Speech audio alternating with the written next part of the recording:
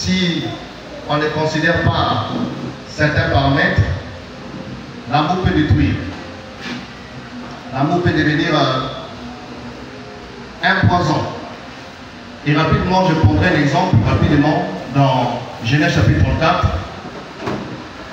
qui nous montre comment que cette affaire de l'amour, cette affaire de la sexualité est un couteau à double tranchant. Nous rappelons que l'homme créé par le Seigneur et Dieu qui nous a créés, c'est lui qui nous a donné ce corps que nous avons. Le corps, c'est un don de Dieu. Le corps, c'est un don divin. Personne n'a décidé d'être physiquement ce qu'il est. C'est le Créateur qui a voulu que nous puissions être ce que nous sommes physiquement, homme comme femme. Et comme on sait aussi qu'il y a une différence biologique, physique, entre le féminin et le masculin. C'est que les garçons ont, les filles n'ont pas ça, forcément. Et c'est que les filles ont physiquement, les garçons aussi n'ont pas ça. Donc nous sommes différents, déjà sur le plan biologique, sur le plan physique, on peut constater une grande différence qui peut nous amener à dire que non, ça c'est une fille, ça c'est un garçon. N'est-ce pas? En tout cas, c'est un moment de formation, on peut une prédication séminaire, et j'aimerais bien qu'on se sente à l'aise, libre. Qui peut nous donner un aspect différentiel entre l'homme et la femme? Physiquement parlant. Qu'est-ce qui différencie l'homme et la femme? Loïs, quelle différence physiquement entre l'homme et la femme? Les cheveux, très bien. On peut doubler un peu le micro, c'est pas trop fort. Le volume, c'est pas trop fort. Ne dérange pas les voisins. Ça va, hein? D'accord. Oui, Loïs, c'est du quoi? La différence, c'est quoi? Les cheveux. Oh, vous les hommes, c'est les cheveux. Hein? Les garçons, c'est les cheveux.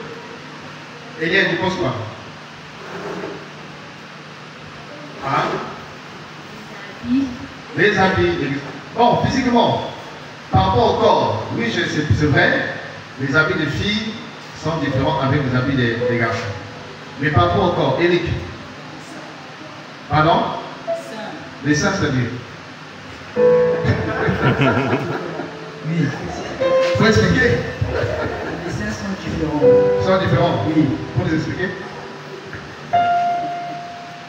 Le bilan est permis, hein? On est là pour...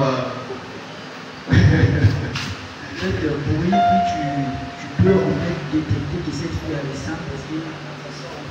Ok, le Patrick. Oui, pour les hommes, ça reste plat en fait, c'est plat. C'est plat. Ok. Quelle différence encore fait, Chana? Comme différence entre l'homme et la femme physiquement, je peux prendre en compte la partie intime. Ok. L'homme, c'est différent par rapport à la femme. Très bien. La partie intime, les organes génitaux, hein, l'organe génital mâle est différent avec l'organe génital féminin. D'accord? Donc tout ça, il n'y a pas de honte. Il n'y a pas dit que c'est une malédiction d'avoir les oreilles, d'avoir les pieds, d'avoir les ventres, d'avoir, tout ce que vous connaissez là. C'est le Seigneur qui nous a créés comme ça et c'est un don divin. Et l'homme en grandissant, à un certain âge, il va commencer à constater des changements, des réactions dans son corps, vous voyez ça, qui témoignent que soit la fille, soit le garçon, il est ou elle est mature. Physiquement, hein, physiquement, il est mature. Est-ce qu'on peut se rappeler ce soir quels sont les éléments qui montrent qu'une fille est mature? Voilà. Physiquement parlant, qu'est-ce que les éléments qui montrent que la fille est mature? Physiquement parlant.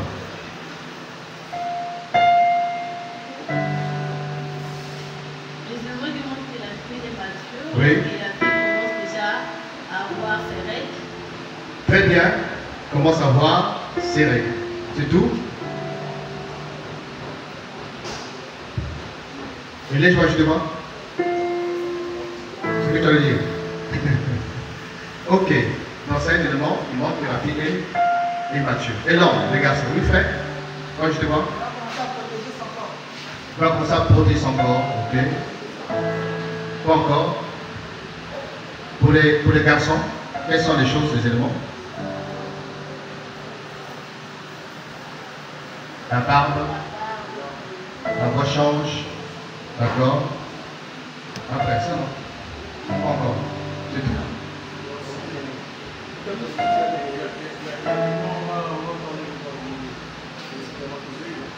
Les spermatozoïdes, bon, on peut résumer ça par les désirs sexuels.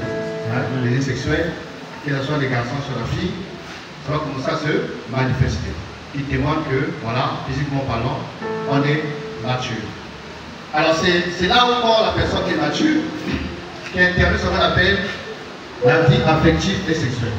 C'est-à-dire qu'on va sentir l'attraction, c'est-à-dire qu'on est comme attiré vers le sexe opposé. Vous voyez ça? Les filles sont attirées par les garçons et les garçons sont attirés par les filles, de façon naturelle. Mais, c'est pas parce que c'est la nature, on va se laisser faire. C'est ça un peu notre formation. Est-ce que parce que je suis mature, parce que physiquement j'ai telle chose, j'ai tel élément, j'ai des seins, j'ai voilà, tout ce que vous connaissez, que je peux déjà aller dire à une fille, je t'aime. Ou je peux déjà aller embrasser un garçon. Ou je peux déjà parler d'amour. Oh, c'est ma go, hein, ma go, ma copine, pas encore. Ma meuf. Ma meuf. Ma meuf. Ah, mon kiné. Ça, je n'ai pas le droit de dire ça. Ma meuf, mon kiné, tout ce que vous connaissez. Voilà, c'est là où il est important que nous puissions organiser des ateliers pareils pour canaliser ces choses, pour orienter ces choses, pour que ça ne fasse pas des dégâts. Et c'est là où nous parlons de aimer sans regret. C'est-à-dire quand ces choses commencent à se manifester, l'attirance vers le sexe opposé, les désirs sexuels, les gnomi-gnomi, hein, les vibrations, tout ça, c'est là où on a besoin d'avoir une connaissance, d'être enseigné pour ne pas faire des bêtises. Parce que vous pouvez constater autour de vous dans la société, à l'école, vous voyez ça, comment est-ce que les gens font des bêtises. Alors prenons un texte qui montre comment est-ce que quand l'affection, la vie affective et sexuelle n'est pas orientée, ça peut détruire ta vie. Ça peut détruire ta santé. Ça peut détruire ton corps. Ça peut détruire des relations familiales. Ça peut t'éloigner du Seigneur. Ça peut détruire ton avenir. Est-ce que vous voyez ça? Il y a besoin que nous puissions en parler, non pas en faire comme un sujet tabou. Non, il faut en parler. Dans le but d'instruire et protéger. Dans Genèse 34, je lis une histoire pour vous. Il est écrit ceci. Dina, la fille que Léa avait enfantée à Jacob, sortit pour voir les filles du pays. Sichem, fils du Hédien, Amor, prince du pays, la vit, l'enleva, coucha avec elle et la déshonora. Il s'attacha de toute son âme à Dina, fille de Jacob. Il aima la jeune fille et sut parler à son cœur. Waouh! Et sut parler à son cœur. On appelle ça comment? La drague. Draguer. Hein, il a dragué Dina. Il sut parler à son cœur. Verset 4. Sichem dit à son père, Amor, donne-moi cette fille pour femme. Jacob apprit qu'il avait déshonoré sa fille, Dina, mais comme ses fils étaient au champ, avec son troupeau, Jacob garda le silence jusqu'à leur arrivée. Hamor, père de Sichem, sortit auprès de Jacob pour lui parler. Les fils de Jacob arrivaient des champs lorsqu'ils apprirent la chose. Les hommes furent consternés et se mirent dans une grande colère parce que Sichem avait commis une infamie en Israël en couchant avec la fille de Jacob, ce qui était inadmissible. Hamor leur adressa la parole en ces termes. Mon fils Sichem s'est épris de toute son âme pour votre fille. Donnez-la lui pour femme. Je vous en prie, vous pourrez vous lier par mariage avec nous.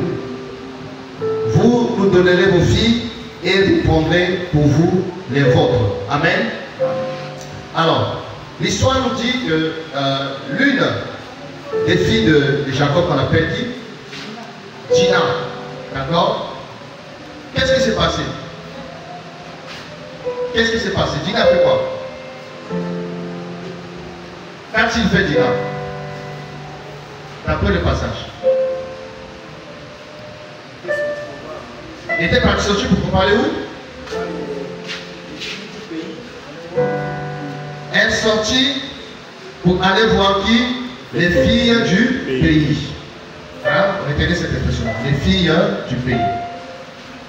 Alors, rappelons que, étant fille de Jacob, il avait une éducation assez différente.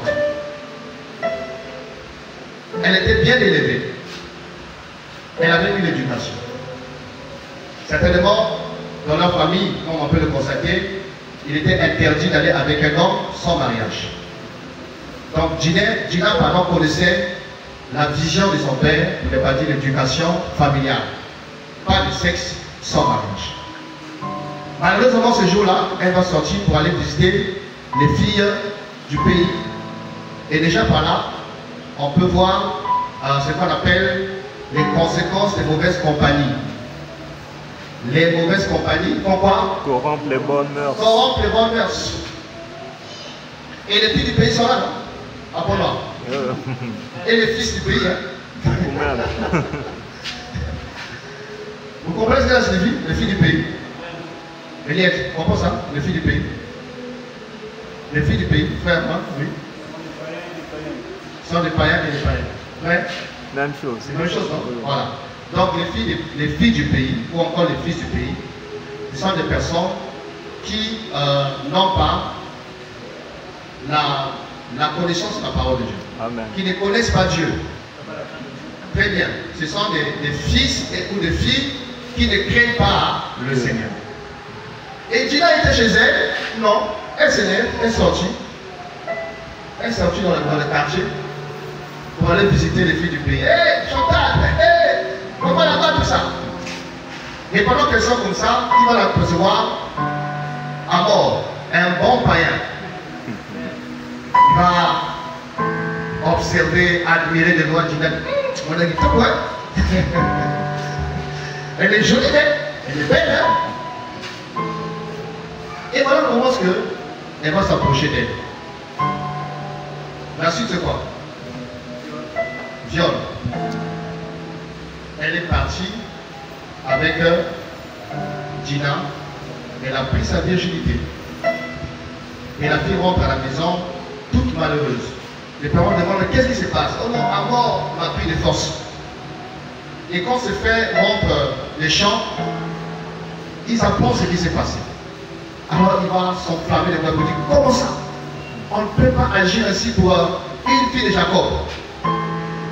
Et il va utiliser la ruse. Hein, la suite montre qu'il va utiliser la ruse pour se venger. L'histoire montre que ça finit comment? Par le sang. Les gens sont morts. Toute une ville a été brûlée. Mais ça a commencé comment? L'amour et le sexe. L'amour et le sexe. L'affection. Parce que le garçon aimait la fille. Hein? Amen. La Bible dit que il s'est approché des parents de Dina pour dire j'aime votre fille, donnez-la moi en mariage. Peu importe de monter la dot, je vais m'engager à payer. Qui révèle quoi? L'amour. Mais on voit que cet amour va être accompagné de quoi? des regrets. Il a aimé, mais ce qu'il a récolté de cet amour, c'est quoi? Des pleurs, des larmes, la honte et le déshonneur. D'où l'importance, mes amis, quand on parle, aimer sans regret. Je n'ai pas contre qu'on puisse aimer. Mais est-ce le moment? Est-ce la manière? Est-ce le temps? Est-ce de cette façon? Donc si on ne comprend pas tous ces aspects-là, le temps, la manière, la procédure, la maturité, les conditions, les circonstances, ce qui pouvait être un sujet de joie au commencement, ça peut détruire des vies. Amen. Amen. Amen. Ça peut détruire des vies. Et aujourd'hui, Satan est en train de détruire la jeunesse, détruire les églises, détruire la société. Au travers quoi? L'amour et la sexualité. En sortant les gens dans le cadre de la parole de Dieu, de la vision de Dieu. Alléluia. C'est pourquoi cette formation que nous développons aujourd'hui, le but c'est vraiment de nous protéger. Alors prenons encore notre texte qui montre comment que l'amour peut se solder en regret. Nous sommes dans 2 Samuel 13. 2 Samuel 13. Je pense que ce sont des choses que les formateurs vous ont déjà fait part. 2 Samuel 13.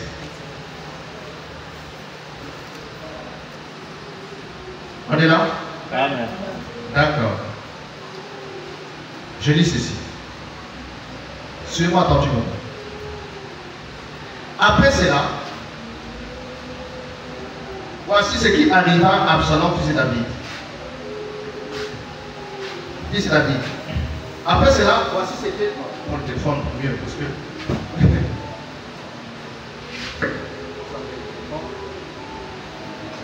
On est en train d'introduire notre programme sur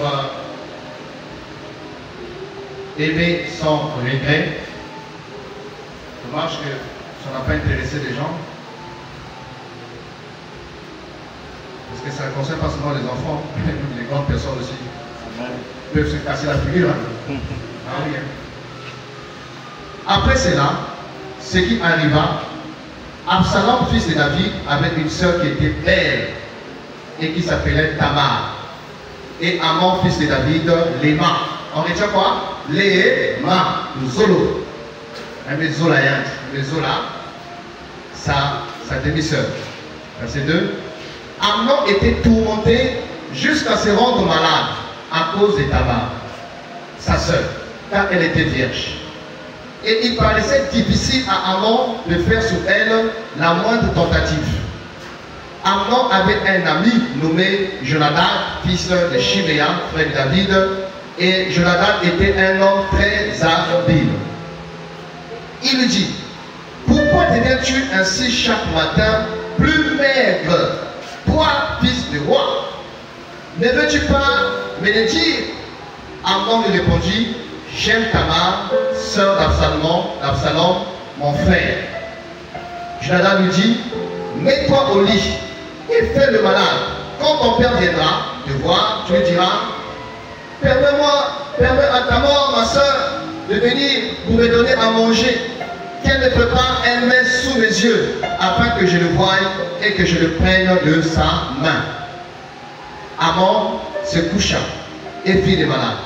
Les rois vinrent le voir, et Amnon dit au roi: je te prie que Tamar, ma sœur, vienne faire 2 gâteaux sous mes yeux et que je les mange de sa main. David envoya dire à Tamar dans l'intérieur des appartements: va dans la maison d'Amnon, ton frère, et prépare-lui un mets. Tamar alla dans la maison d'Amnon, son frère, qui était couché. Elle prit de la pâte, la pétrit, prépara devant lui des gâteaux et les fit cuire. Prenant ensuite la poêle, elle le versa devant lui. Mais Amnon refusa de manger. Il dit: faites sortir tout le monde. Et tout le monde sortit de chez lui. Verset 10. Alors Amnon dit à Tamar: apporte-le mets dans la chambre et que je le mange de ta main. Tamar prit les gâteaux qu'elle avait faits, et les porta à Amnon, son frère, dans la chambre.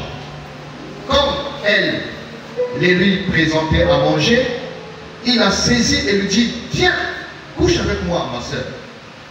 Elle lui répondit, non, mon frère, ne me déshonorons pas, car on n'agit pas ainsi en Israël, ne commet pas cette infamie. Où irai-je moi avec ma honte? Et toi, tu serais comme l'un des infâmes en Israël. Maintenant, je te prie, parle au roi. Il ne s'opposera pas à ce que je sois à toi. Mais il ne voulut pas l'écouter. Il le fit voler en violence, la déshonora et coucha avec elle. Puis Amnon eut pour elle une forte aversion. On est déjà quoi? Une forte aversion. Plus forte qu'elle avait été son amour. Elle lui dit, lève-toi, va-t'en. Elle lui répondit, n'augmente pas en me chassant le mal que tu m'as déjà fait. Il ne voulut pas l'écouter. Et appelant le garçon qui le servait, il dit, qu'on éloigne de moi cette femme et qu'on la mette dehors et ferme la porte après elle. Elle avait une tunique de plusieurs couleurs, car c'était les vêtements que portaient les filles du roi. Aussi longtemps qu'elle était vierge, le serviteur d'Amnon l'a mis dehors et ferma la porte par après elle. Tamar répandit de la cendre sous sa tête et déchira sa tunique bigarrée. Elle mit la main sous sa tête et s'en alla en poussant des cris. Absalom, son frère, lui dit, Amnon, ton frère, a-t-il été avec toi? Maintenant, ma soeur, tais-toi. C'est ton frère. Ne prends pas ça, cette affaire trop à cœur. Et Tamar, désolé, demeura dans la maison d'Absalom, son frère. Je vous encourage à lire la suite à la maison. Amen. Amen. Une belle histoire, mais très triste, mais très interpellante. Alors, le résumé de quoi? On nous dit que l'un des fils de David, qui s'appelle Amnon, était amoureuse de sa sœur, donc sa cousine, hein, sa demi-sœur, c'est ça non? Demi-sœur. Et elle a dit qu'il l'aima au point qu'il est tombé malade. À langue bolingo. Quel amour! Jusqu'à faire des fièvres. Et maman. Même moi, je n'ai pas aimé m'appeler comme ça. Faire des fièvres. C'est fort. Non. Ouais, tu as fait des fièvres. On va dire quelle profondeur l'amour. Manquer l'appétit, il ne mange pas. Moi, je mangeais pour moi. J'ai aimé, mais je mangeais. J'ai aimé, mais je dormais. Mais lui, il n'allait plus à manger. Il n'allait plus à dormir. Il fait des fièvres. Parce qu'il aime quelqu'un. Pas comme ça. Alors, quelqu'un m'a donné un mauvais conseil. Il me dit, oh, tu aimes ta soeur, écoute. Fais les malades, fais semblant d'être malade. Hein? Et puis tu demandes à ton père qu'il envoie ta soeur pour venir te préparer le gâteau dans ta chambre. Et tu profites. Et il a fait son coup. Il a joué au malade. Il est faux malade. Regarde. Le faux malade. Sa soeur arrive dans sa chambre, il lui fait les gâteaux. Et malheureusement, il va le violenter. Il lui dit, viens, allons ensemble. La soeur dit, non, ne fais pas ça, s'il te plaît. Il dit, non, on fait ça. Et après qu'il a fait sa bêtise, qu'est-ce qui s'est passé? La haine a remplacé l'amour. L'amour, soi-disant, qui l'amenait à faire le chien, qui l'amenait à ne plus manger, qui l'amenait à être malade. L'amour a été remplacé par quoi? Par la haine. Alors, est-ce qu'on peut dire vraiment que c'était l'amour? C'était l'amour? Non. Et vous savez ce qui s'est passé après? Son frère, quand il a appris qu'on a pris la virginité de sa soeur, il va tuer celui qui a violé sa soeur. Il va tuer celui qui a tué son frère. Donc vous voyez que l'amour qui a commencé va enfanter quoi? Les crimes, la haine, la honte. C'est là qu'on dit aimer sans regret. On peut aimer et on regrette. Comme aussi certaines personnes sont mariés, mais qui sont dans le mariage, ils regrettent. Ah oui, ils regrettent. Pourquoi? Parce qu'il y a certaines choses qu'il a négligées, hein, qu'il n'a pas considérées. Voyez ça. Et une fois dans le mariage, il commence à regretter. Mais total, il aime les gens. Et il est déjà marié. Donc, vous voyez comment est-ce que si on n'est pas enseigné, si on ne veille pas, si on n'a pas les bases, on peut penser que être attiré par un garçon, être attiré par une fille, ça suffit pour parler d'amour. Ça suffit pour dire qu'on va se marier. Ça veut dire, non, tu seras ma femme, tu seras mon mari. Non, non, non, non, non. Regardez, c'est des exemples. De Gina, qui croyait que les garçons l'aimaient, mais après, les gens sont morts. L'exemple aussi de Tamar et Amnon, soi-disant qui s'aimaient, mais après quoi? Les gens sont morts. Il y a eu voilà, le sang qui a coulé. Alors, c'est pour montrer quoi? Pour montrer comment est-ce que souvent, les gens confondent l'amour avec le sexe. Ils confondent l'amour avec le sexe. Il peut y avoir le sexe sans amour. Comme le cas de Gina. Les gens confondent l'attirance sexuelle. L'attirance sexuelle avec ce qu'on appelle aimer. On peut être physiquement attiré par quelqu'un, mais c'est juste une émotion, juste des désirs superficiels. Et vouloir s'engager seulement sur la base, non, il m'attire, il me plaît, il m'attire. Un jour, on peut regretter. Est-ce que vous comprenez? Aimer sans regret. Donc c'est par ces deux histoires que nous voulons introduire notre formation. Moi j'introduis aujourd'hui parce que prochainement, ce sont les frères qui vont enseigner. Je vais le temps avec eux, ils vont continuer la formation. Alors notre formation est basée sur cette session. La première session c'est le mode d'emploi. On va débuter aujourd'hui le mode d'emploi. La seconde session, ce sont les relations saines. Comment faire pour avoir des relations saines? Parce que on vit dans la société et on est obligé d'avoir des relations avec les collègues des services à l'école, dans les quartiers, dans l'assemblée, d'avoir des relations. Mais donc, comment on prévenir ces relations? Comment les soigner pour que ça ne nous amène pas à faire des bêtises? Quels sont les garde-fous? Quelles sont les choses que nous devrions connaître pour qu'une relation ne devienne pas un poison? Pour qu'une relation ne puisse pas nous détruire, nous éloigner du Seigneur. Notre session, on parlera de l'importance des convictions. Parmi les choses qui peuvent faire que les personnes soient à l'abri des mauvais choix, à l'abri des mauvaises relations, à l'abri de la fornication, de la publicité, c'est le fait d'avoir des convictions. Des convictions sûres, des conditions stables, des conditions sur lesquelles on s'appuie. On en parlera.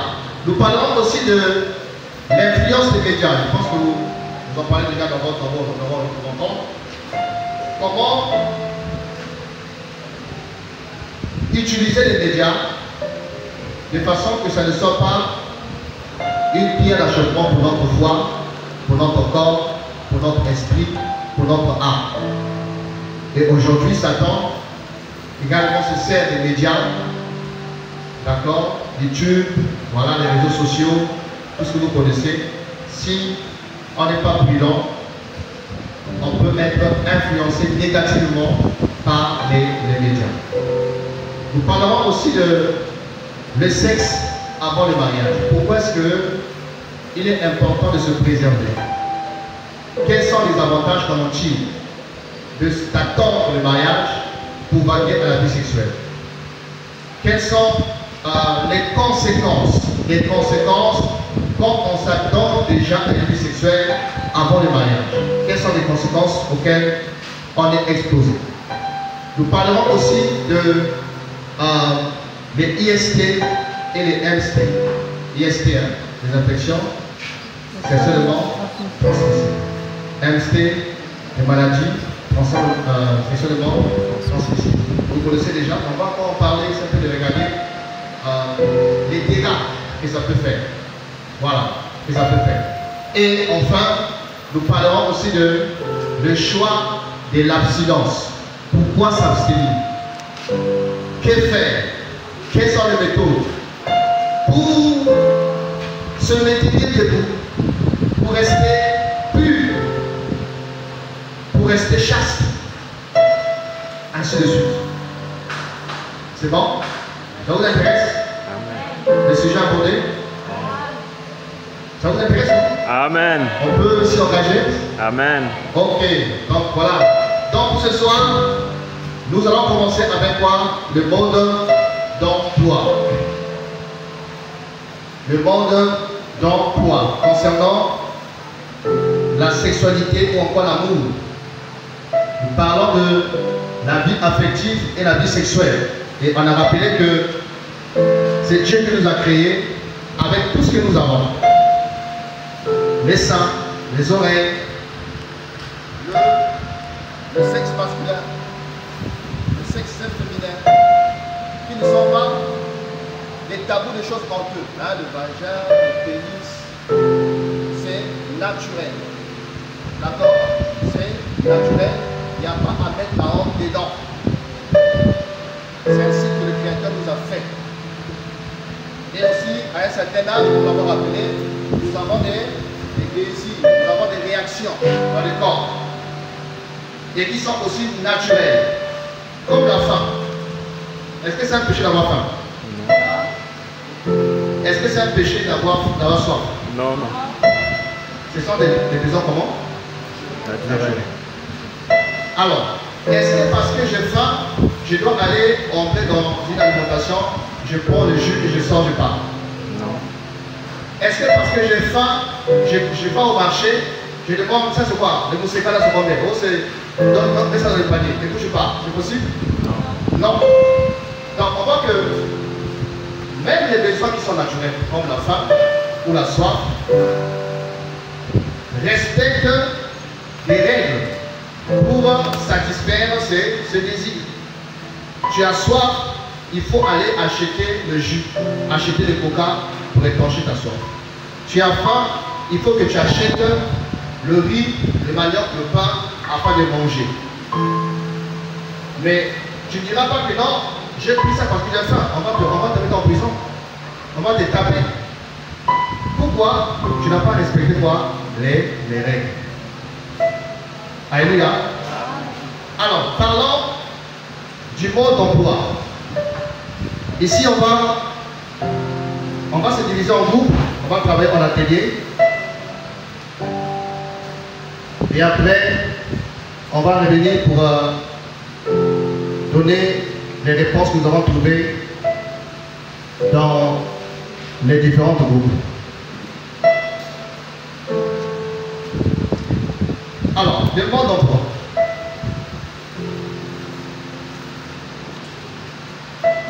Je vais expliquer. Question 1. Qui le fait? Question 2. Dans quel but?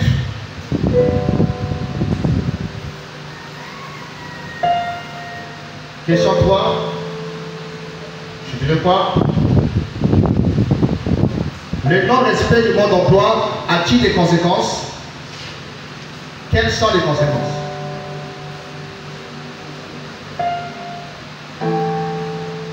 Quelles sont les conséquences? Et 4. Comment peut-on qualifier? Comment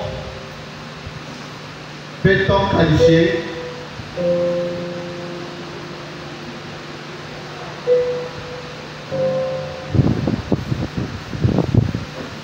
celui qui ne respecte pas.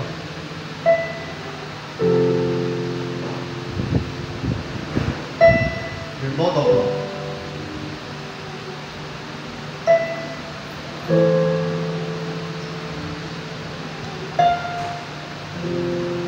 Alors, avant qu'on se disperse, qui peut d'abord nous expliquer ce que c'est un mode d'emploi? Qu'est-ce que le mode d'emploi? C'est quoi un mode d'emploi? Un mode d'emploi, par définition. Frère Chata?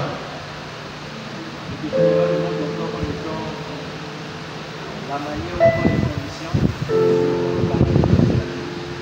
Les conditions? Très bien. Donc c'est l'ensemble des conditions, des règles pour utiliser une chose.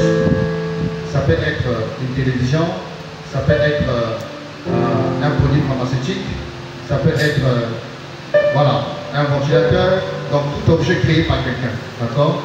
Donc on nous donne des conditions pour utiliser la chose. Oui, frère? Il faut aussi ajouter la marche à suivre. La marche à suivre, les démarches à suivre pour utiliser une chose. Alors donc je prends le frère Shadrach, la sœur Omélia, Eliel, un groupe. D'accord? Je prends le frère Kadi, la sœur Ted, la sœur Ted, Loïs, un groupe. D'accord? Et je prends encore les responsables aussi? Ah non, pas vous. La sœur, à toi aussi, donc le frère Roger, la sœur, comment je t'appelle? Roland. Et la sœur, voilà, Kadi, troisième groupe. Qui n'a pas le groupe? Eric déjà? Comment ça? Je répète. Le frère Shadrach, Romélia et Eliel. On prend aussi la sœur Ruth, groupe de Shadrach.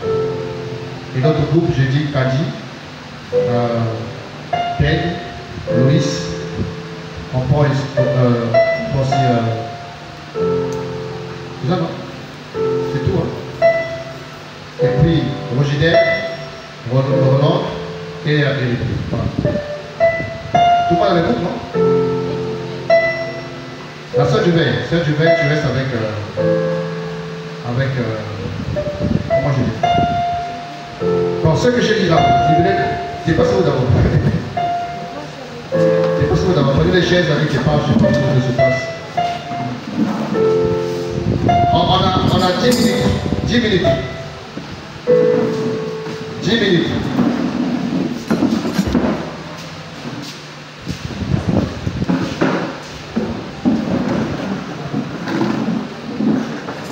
Alors, donc la sœur Duveil n'a pas le groupe, comme ça. Sœur Duveil, tu vas avec le frère Miguel et le frère. On a 10 minutes.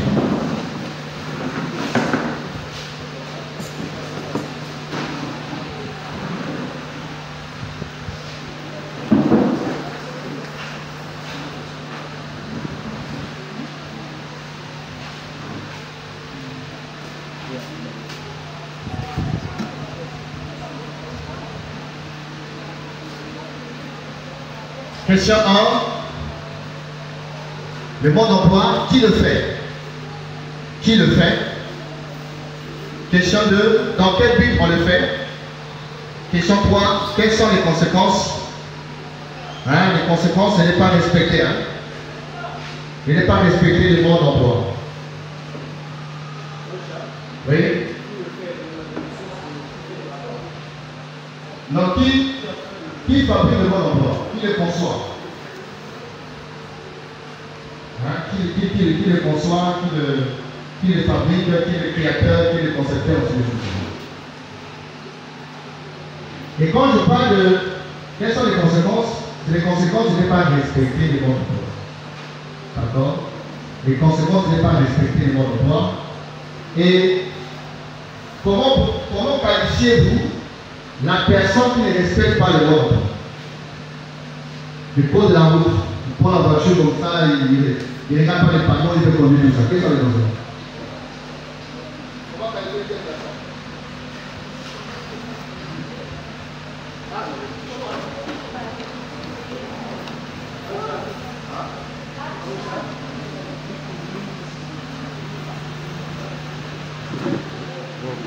Ça se passe très bien.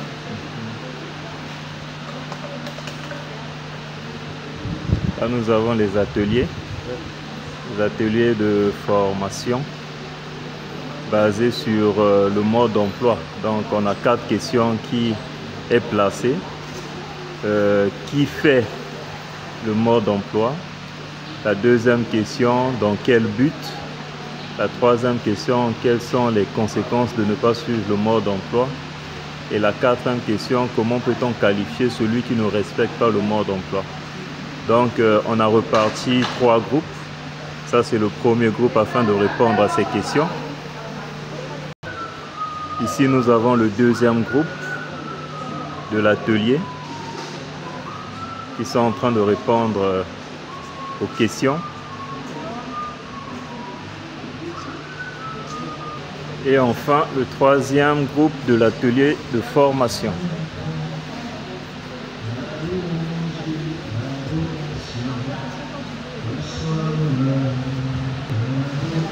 Donc voilà, ils ont 10 minutes afin de répondre à ces 4 questions.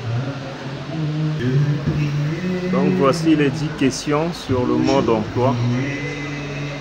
En général, à quoi sert le mode d'emploi, qui le fait, dans quel but, quelles sont les conséquences de ne pas suivre le mode d'emploi et comment peut-on qualifier celui qui ne respecte pas le mode d'emploi. Donc ici nous sommes sur la première session dédiée sur le mode d'emploi. La formation s'intitule « Aimer sans regret ».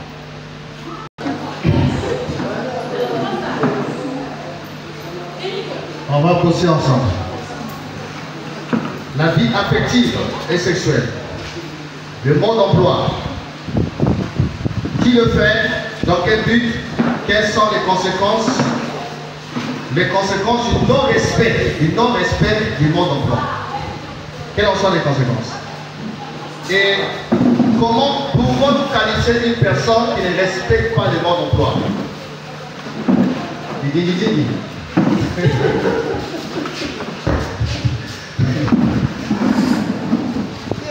Alors,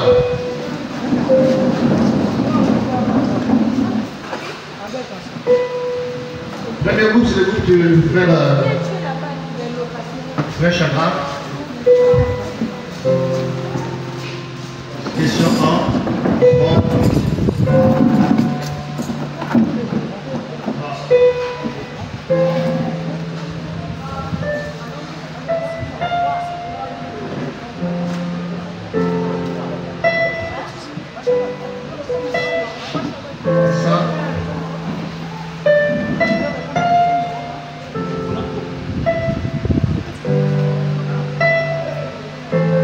Ça, c'est la question 1 ici. Question 2, question 3 et 4. Alors, donc, on va prendre tous les éléments de réponse, groupe par groupe. Groupe numéro 1, qui fait le mode d'emploi? Comment il s'appelle? C'est qui votre rapporteur? Donnez le micro à votre rapporteur. Chaque groupe doit avoir un rapporteur, une personne qui fait le compte rendu du travail en atelier.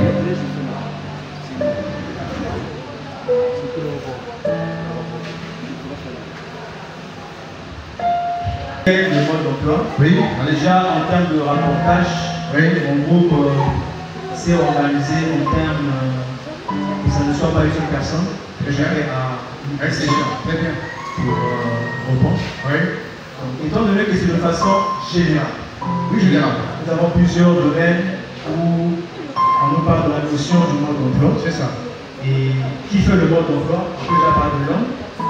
L'homme fait le mode d'emploi dans les domaines concernant des choses humaines, comme par exemple le code de la route, le mode d'emploi pour prendre un traitement de palu. Ça, c'est l'homme qui fait. Oui. Mais on voit aussi dans d'autres aspects ce Dieu qui fait le mode d'emploi. D'autres aspects, Dieu. D'accord. Question 1. Qui fait le mode d'emploi? Loïs. Hassan.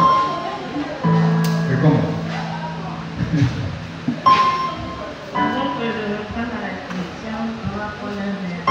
Oh, ouais, c'est bon. 10 secondes.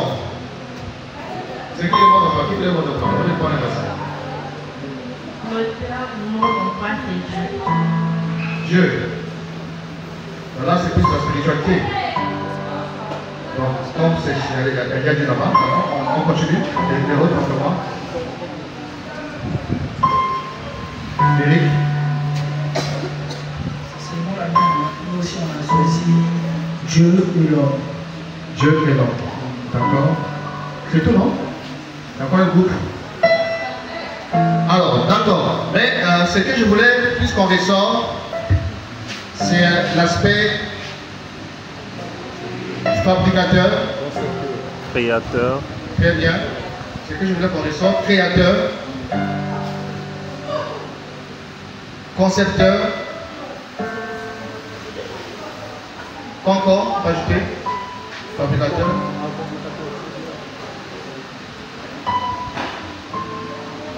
Visionnaire, ça? Propriétaire. Inventeur. Très bien. Inventeur. Ce sont des mots qui est lié au concepteur du mode d'emploi. C'est vrai, c'est l'homme. Et cet homme-là, c'est lui qui a créé, il est créateur. Cet homme-là a conçu, il est concepteur. Cet homme-là, il a une vision. Il a mis en place, il est visionnaire. Cet homme, il est le propriétaire de la chose. Donc, il donne les éléments nécessaires pour utiliser la chose. Cet homme, c'est un inventeur, un ingénieur, tout ça. Voilà, mode d'emploi et fabriqué par le créateur ou encore les concepteurs. Très bien. Alors, prenons la question numéro 2. Dans quel but le concepteur, l'homme, Dieu, l'inventeur, les fabricants met en place le mode d'emploi? Le but, c'est quoi? Question 2. Oui. Le but du mode d'emploi, Oui. c'est de montrer comment il faut faire pour obtenir des bons résultats, Très bien. mieux conduire quelque chose. Pas doucement, doucement. C'est très intéressant ce que tu dis là. Comment faire? Comment il faut faire pour obtenir des bons résultats, Voilà, pour obtenir des bons résultats. Ça? Oui, vas-y. pour mieux conduire quelque chose. Mieux conduire, hein? Oui, Mieux conduire. Très bien. Encore. donner la démarche à suivre, Donner la démarche à suivre. Oui, je prends tout, hein. Donner la démarche. Oui, c'est tout. oui, c'est tout. Merci beaucoup. Les autres? Dans quel cadre? Le but de quoi? Mon emploi. Comment?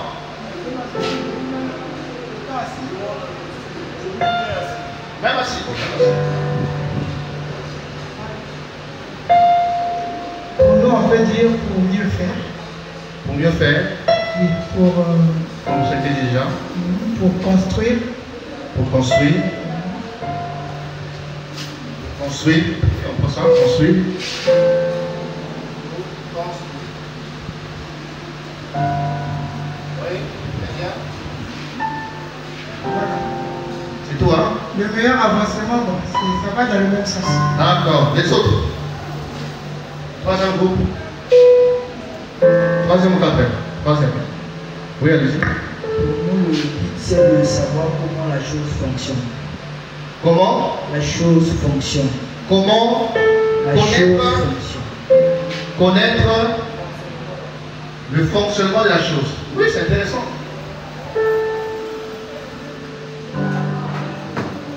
Oui, fonctionnement de la chose. Pas encore? C'est tout, hein? Dans un groupe? C'est tout, hein? Ok. Alors, qu'est-ce qu'on peut rajouter encore, hein, les enseignants, tout ça? Une bonne utilisation. Une bonne utilisation. Une bonne utilisation. On prend ça. C'est intéressant. Quoi encore? Vraiment?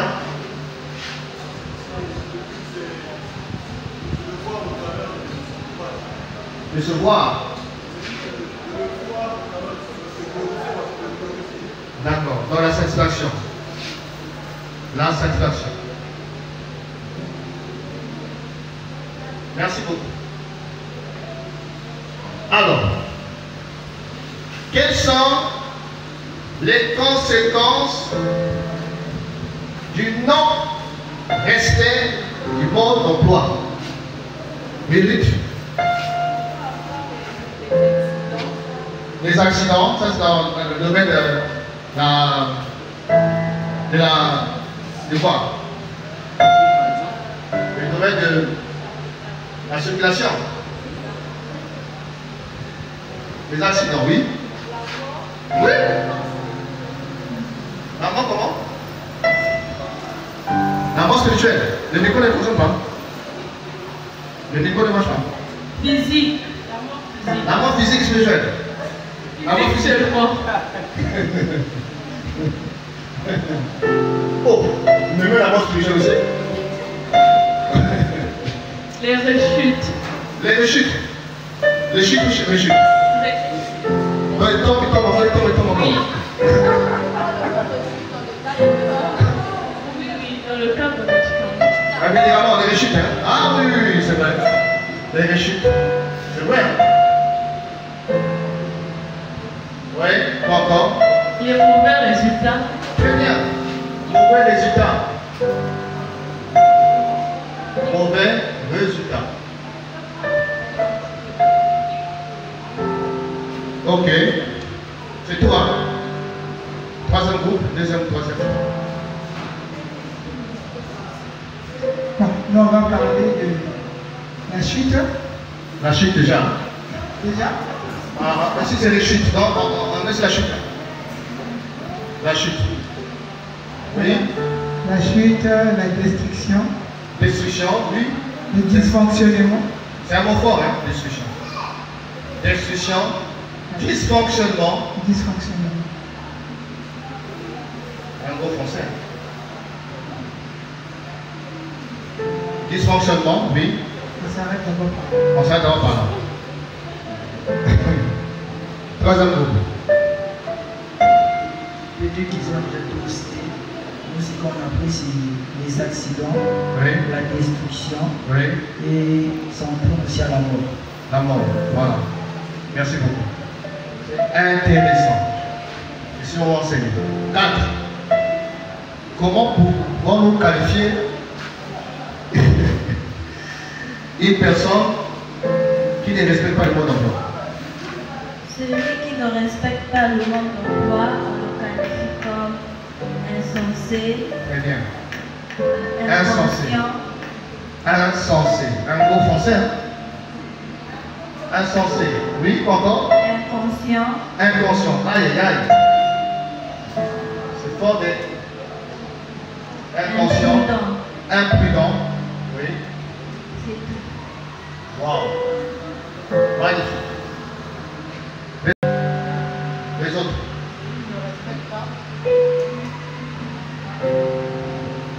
Celui qui ne respecte pas le mode d'emploi, on va l'appeler déserteur. Déserteur. Déserteur. Comment ça? Explique un peu. Bon, pourquoi déserteur? Hein? Oui, encore? Récalcitrant. Récalcitrant. Récalcitrant. Oui.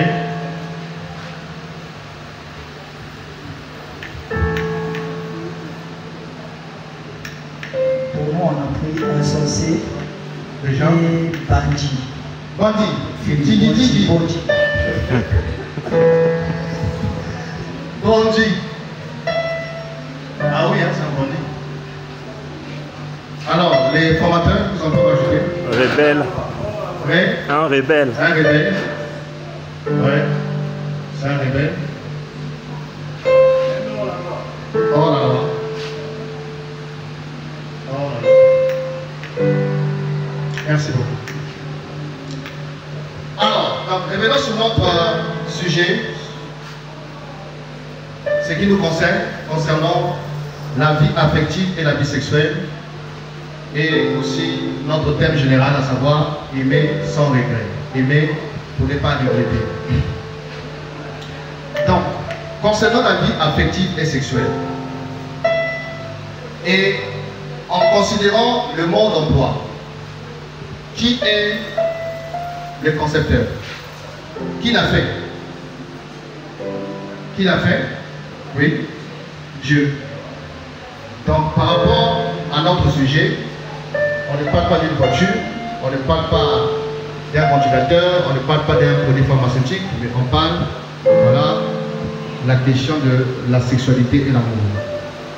Et qui est le visionnaire? Le propriétaire, c'est le Seigneur. C'est lui qui nous a créés. Et c'est lui qui, dans sa parole, a tout révélé, a tout dit. Afin que nous puissions, on verra, bien utiliser la chose. Donc, c'est Dieu qui a dit dans la Bible qu'il n'est pas bon que l'homme soit seul. C'est lui qui a dit aussi que l'homme quittera son père et sa mère et s'attachera à sa femme. C'est lui qui a dit à Adam, et multipliez-vous et soyez. C'est lui. Donc, il est le créateur, il est le visionnaire, il est le propriétaire, voilà, du projet famille, mariage.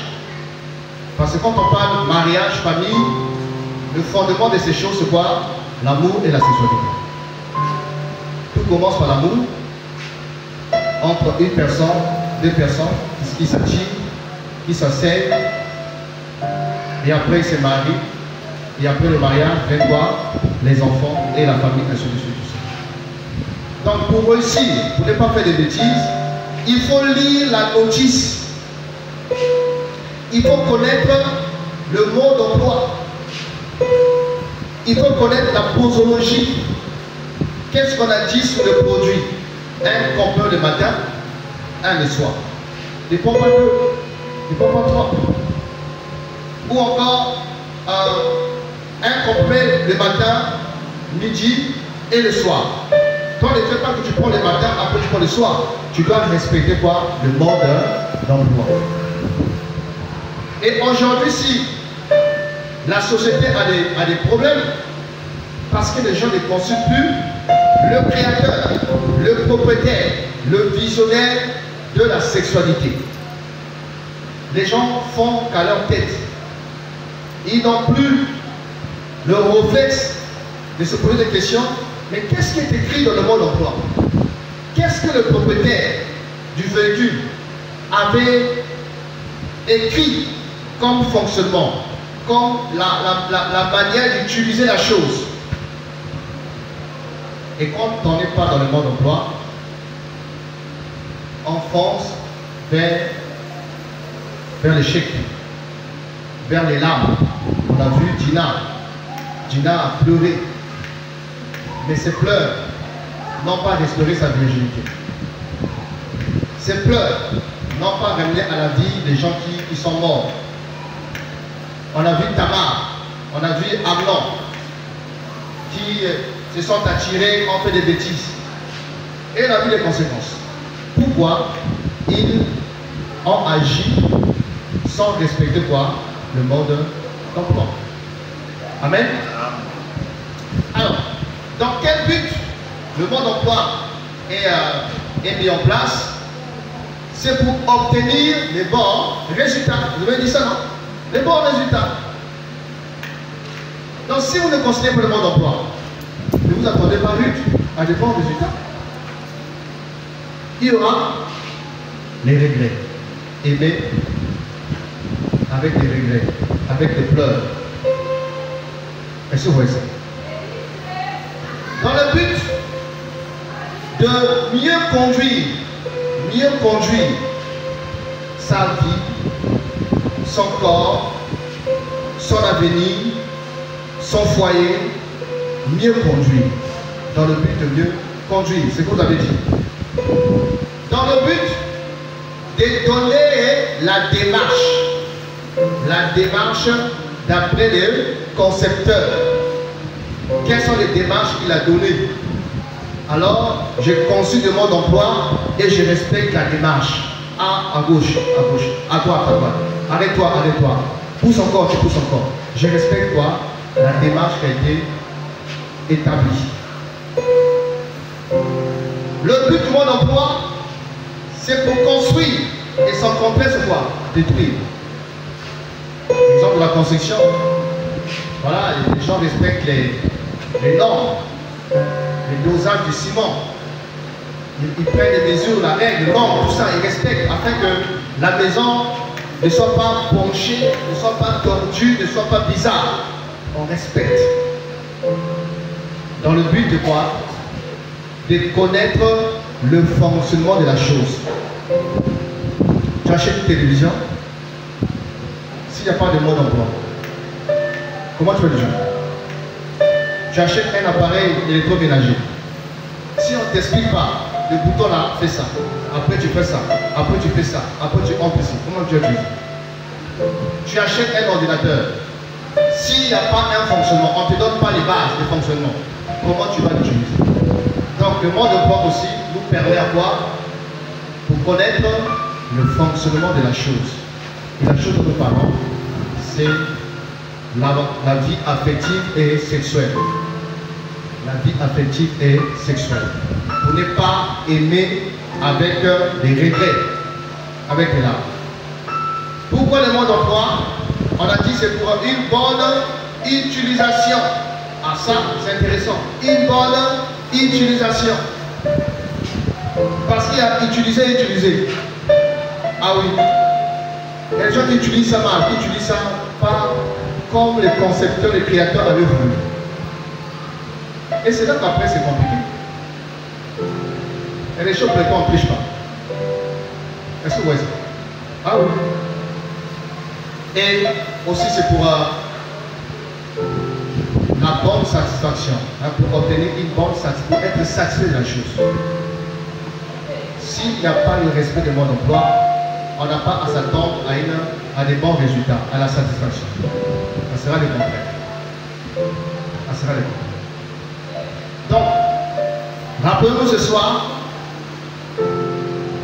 que la sexualité, la vie amoureuse, la vie affective, la vie sexuelle a un créateur, a un fabricateur, a un visionnaire, a un propriétaire, a un inventeur qui est le Seigneur.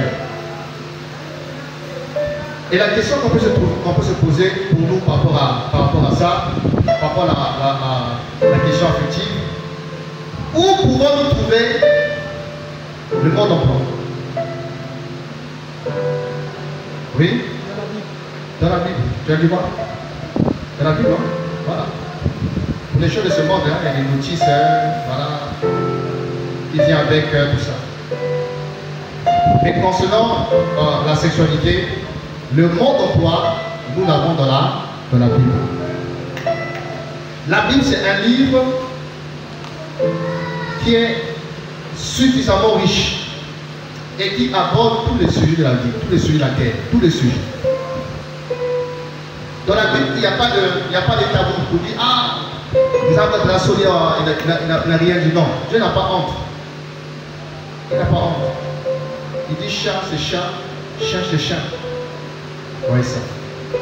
Alors donc, la Bible est le document dans lequel on retrouve quoi? Le mode d'emploi. De quoi? De la sexualité, de la vie sexuelle, de la vie affective, de la vie amoureuse. Nous avons le mode d'emploi de la Bible. Et si on ne connaît pas, on s'approche des anciens, des prédicateurs, qu'on nous lise le mode d'emploi. Donc c'est important de le connaître. Une personne qui achète une voiture, mais qui n'a pas suivi des cours d'auto-école, qu'est-ce qui va se passer? Ah, c'est le troisième point, non? Quelles sont les conséquences du non-respect du mode d'emploi? Nous avons quoi? Les accidents. des accidents. Et même dans la vie affective, si on ne respecte pas la vision du Créateur, il y aura forcément pas des accidents. Il y a la mort physique. Les gens meurent. La Bible va dire non. Les gens sont morts. Et même dans notre société, on peut considérer mort. Si vous allez au cimetière, sur 100% des cimetières, 70%, parfois ce sont des causes des histoires d'amour, des relations mal entretenues, des relations qui n'ont pas été saines, c'est pourquoi on en parlera, des relations saines. Quand c'est mal géré, ça enfante beaucoup de maux. Ça peut t'envoyer au cimetière. Je prends un exemple. Tu tombes enceinte comme ça, voilà, sans peser des conséquences. Parmi les conséquences, qu'est-ce qu'on voit aujourd'hui? Quelqu'un peut mourir en plein accouchement, non? C'est pas ça? D'autres encore, le VIH. Oui? Le sida. D'autres encore, ils se font posséder. On peut se faire envoûter par le sexe. Aujourd'hui, exemple, la franc-maçonnerie, parmi les sacrifices qu'on leur oblige de faire, c'est les sacrifices de jeunes filles. Par quel moyen? Par le sexe. Il va avec toi, il te sacrifie. Une semaine après, il te passe. 2 mois après, ouf, tu es parti. Ah oui, tu peux mourir. La mort physique, c'est réel. Vous connaissez l'histoire de ce garçon-là qui a la fille là, Geoffrey. Un cas qui s'est passé pendant là. En gros, là, oui. Et non, c'est bon là. La fille est encore même en prison. Clairement, on est parti là-bas avec le frère. C'était avec 10 ans, je crois, 10 ans, 15 ans. 18 ans. 18 ans. Voilà. C'est Emmanuel Salgado. Ah non? La fille, c'est Emmanuel Salgado. Et donc, le garçon, j'ai échappé. Donc, il sortait avec le garçon. Il sortait aussi avec un policier.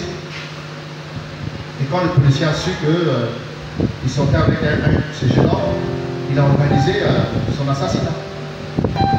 Il a payé des gens qui ont tué les garçons. C'était passé au journal. Ça a commencé comment? J'étais. Oh, quand je te vois, on fait ça, beaucoup. Ça a commencé comme ça. Bébé. Oh, mon chou. Ça a commencé comme ça, les choux. Et ça finit comment?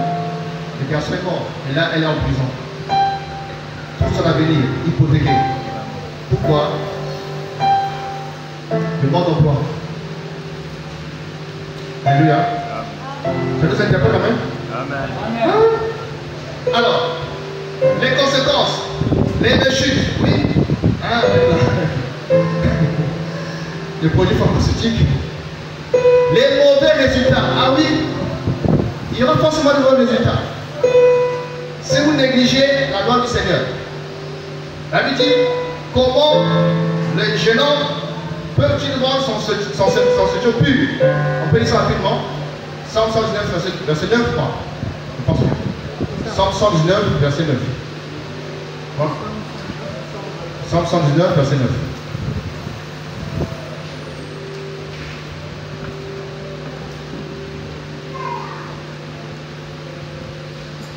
Quelqu'un?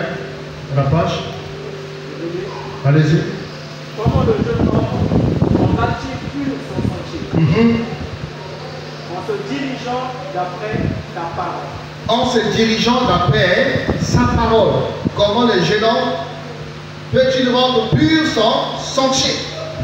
En se dirigeant selon ta parole.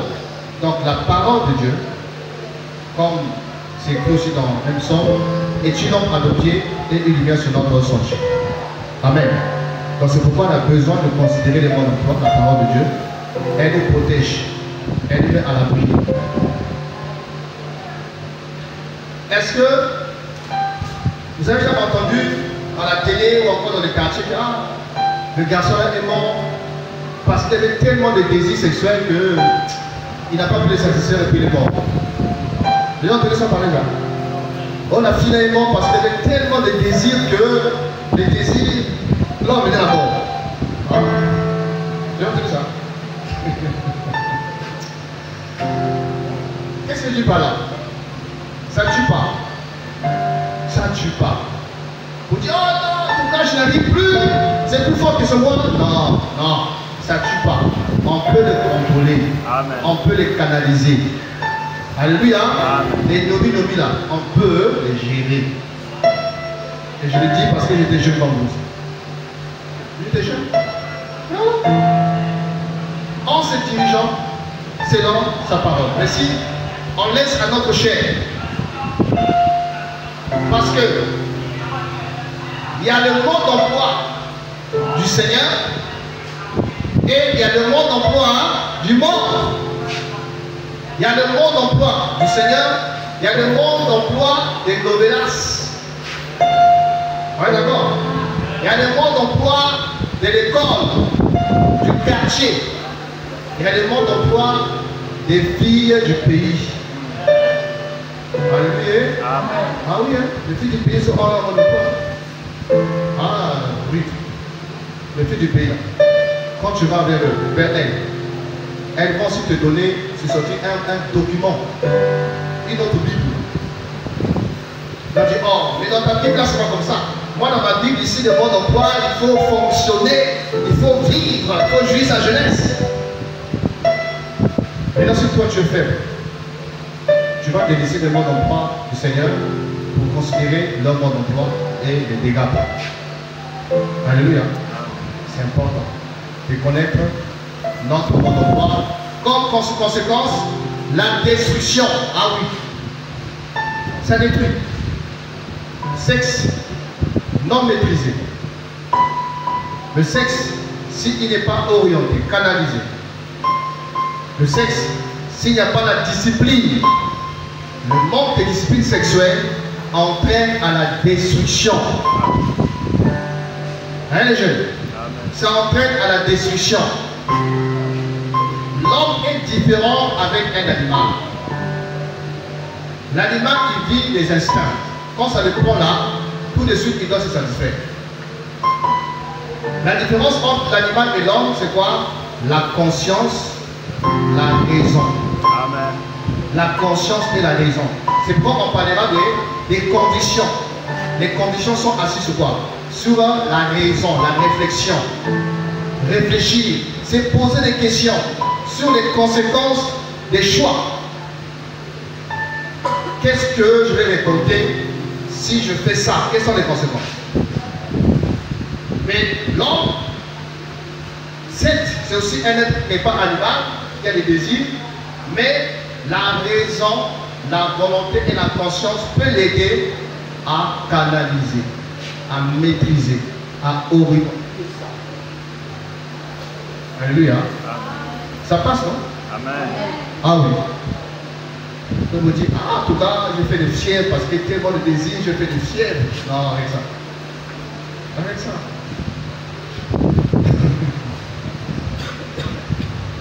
C'est que je t'ai laissé emporter. Tu as manqué de maîtrise. La destruction et aussi quoi? Le dysfonctionnement. Comment peut-on qualifier une personne qui ne respecte pas les modes d'emploi? Moi je l'appelle qui dingi-dingi.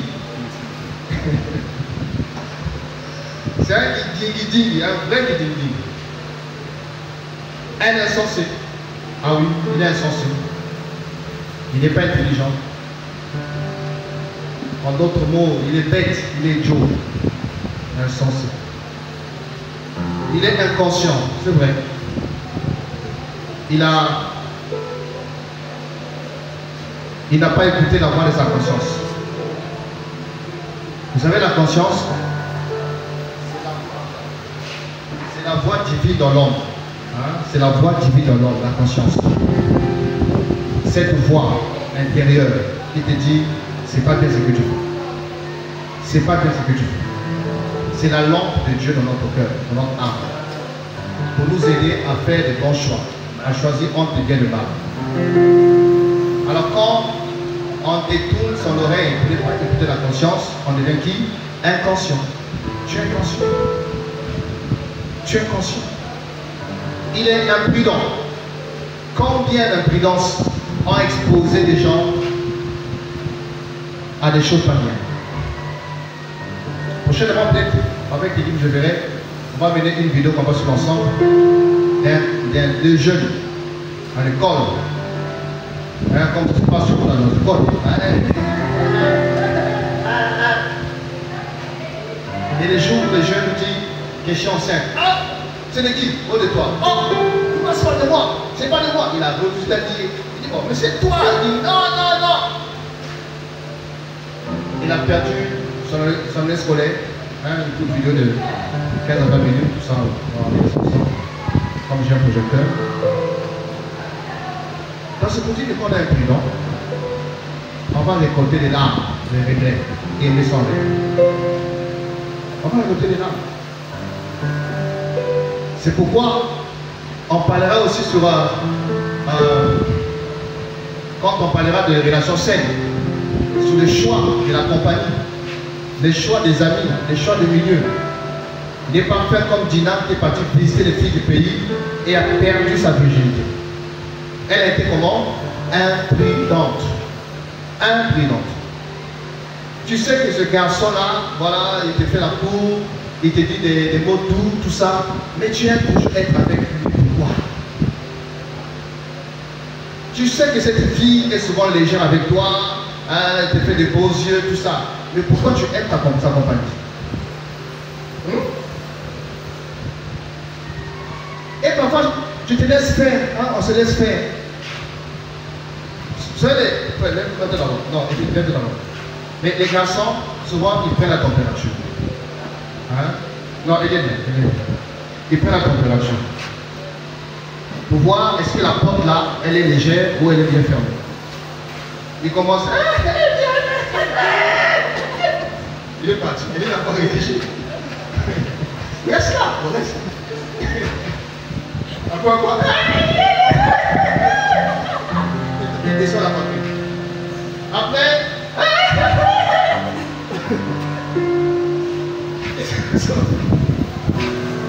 Il prend la température. Il n'a pas réagi. Je peux forcer. Voyez ça. Jusqu'à.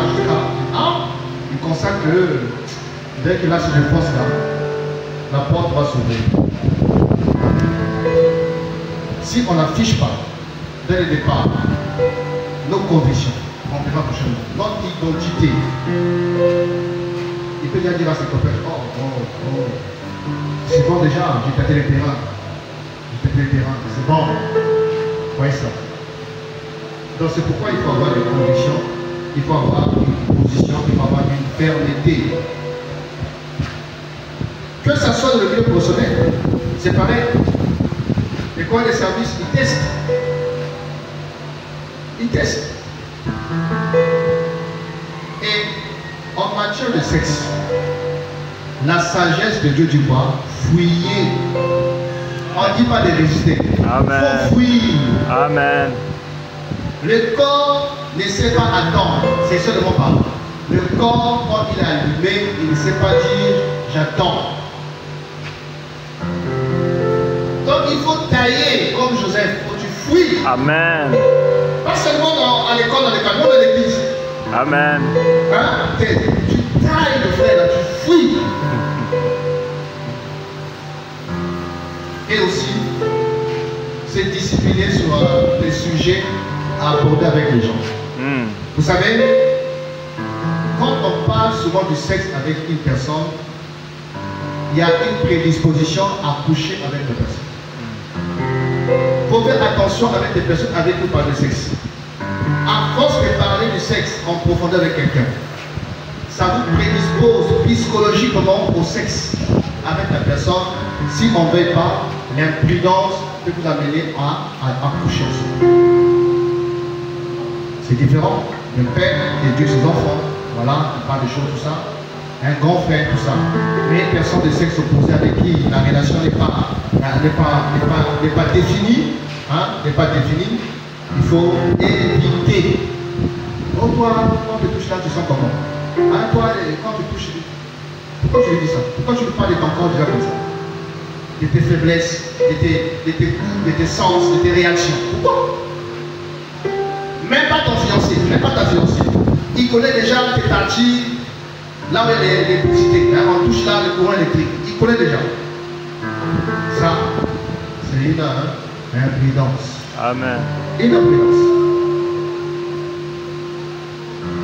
Vous êtes avec moi? Amen. Ah oui. Donc, une personne qui ne respecte pas le mode d'emploi, c'est un récalcitrant, c'est un bandit. C'est un bandit. Et il y a beaucoup de bandits. Des bandits dans la société. Même dans la famille, des bandits. Qui sont prêts à l'inceste. Des bandits à l'école, des bandits. Il y en a plein. Des bandits parmi les frères et les sœurs. Des bandits. C'est vrai qu'on peut avoir une faiblesse sans que ce soit une vie pour la personne, mais des personnes qui, dans leur tête, c'est une vie. Hein, voilà. Il veut avoir un palmarès. Il veut avec tel. On en parle. Pourquoi l'abstinence? Pourquoi se garder son corps que pour son mal? Pourquoi se protéger? Comment faire face à toutes ces pulsions, ces désirs, voilà, qu'on peut constater, comment les gérer? Ils sont tout à fait naturels, mais veillez aussi à ne pas les alimenter, à ne pas réveiller la chair. Comme dit la parole, ne réveille pas l'amour avant le temps. Avant le temps. Amen. Amen. Alors pour ce soir, je m'arrête par là. Prochainement, on va continuer avec, on verra peut-être 2 sessions, session 3 et 4 sur l'importance des convictions et l'influence des médias. Alors j'aimerais bien qu'on pose des questions. Ne vous gênez pas, hein, mettez la honte à côté. On vient pour apprendre. Posez des questions, donc si j'ai des réponses, je vais les donner. Mais si je n'ai pas de réponse, je dirais que donnez-moi le temps de faire des recherches. Des questions. Hein, c'est au contraire. Posez des questions.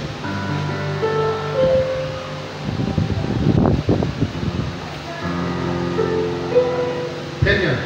Vas-y.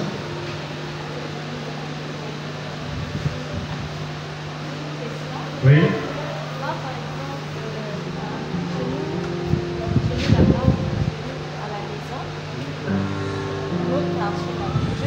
Donc, il faut aller où?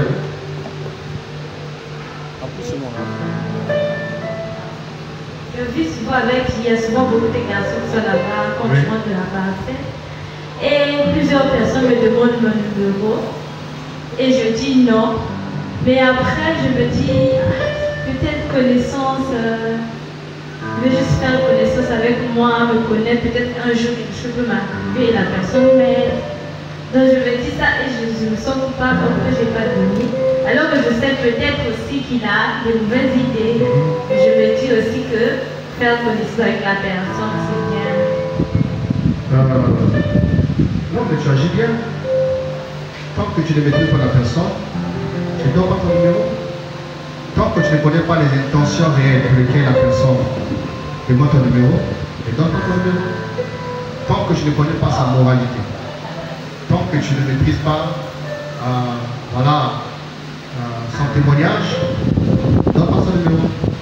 C'est différent d'une personne qui est un membre de la famille familiale, c'est-à-dire des relations familiales, je ne sais pas comment expliquer ça, mais il ne faut pas donner son numéro à un inconnu. Ne donnez pas des numéros au sexe opposé. Voilà. C'est différent d'un cas, par exemple, dernièrement, je suis parti acheter un téléphone, je vais acheter un téléphone, et la personne dit que non, c'est que le téléphone que j'ai cherché n'était pas encore là. Elle est une fille, hein, elle n'était pas là. On dit, donne-moi ton numéro, on va te rappeler. Ça, c'est différent. Le cadre est défini. Je donne mon numéro parce que j'ai un besoin, et dès qu'il y a un arrivage, on va m'appeler. Ouais, ça. Mais quand on m'a dit, donne-moi ton numéro. Non, ne donne pas. Ne donne pas. Généralement, c'est des dragueurs. Après, c'est des SMS, après des embêtements. Il ne faut pas donner un numéro à un inconnu. Une personne, tant que je ne maîtrise pas ses motivations réelles, ne donne pas. Et comment faire pour ne pas avoir des sentiments pour quelqu'un? Genre des sentiments amoureux. Comment faire pour ne pas avoir des sentiments amoureux? Bon.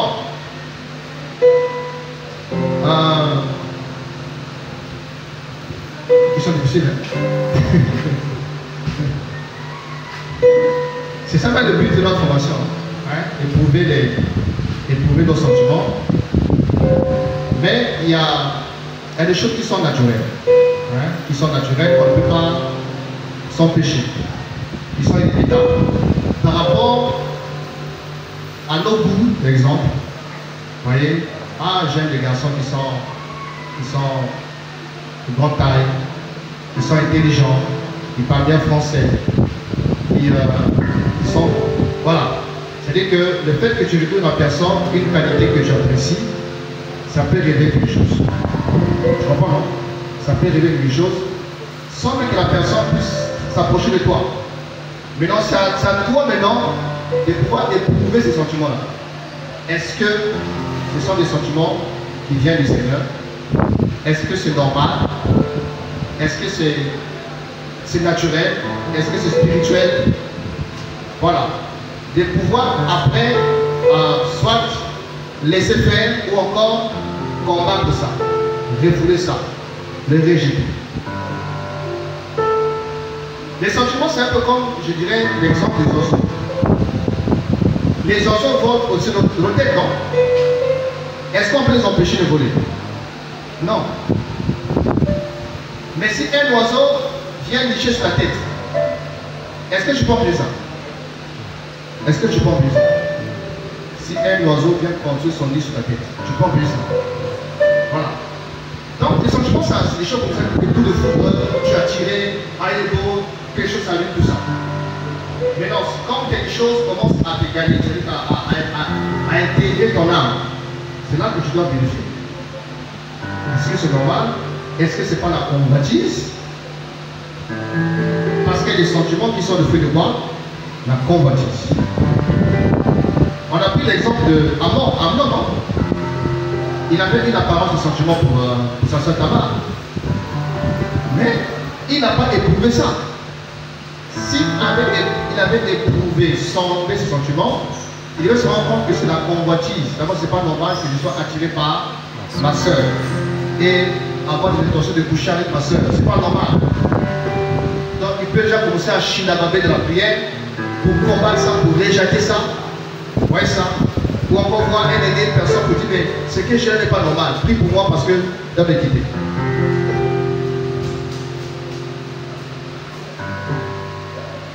Il y a, à Malawi, à l'époque, la femme de mon pasteur, il est me voir pour me dire ceci, que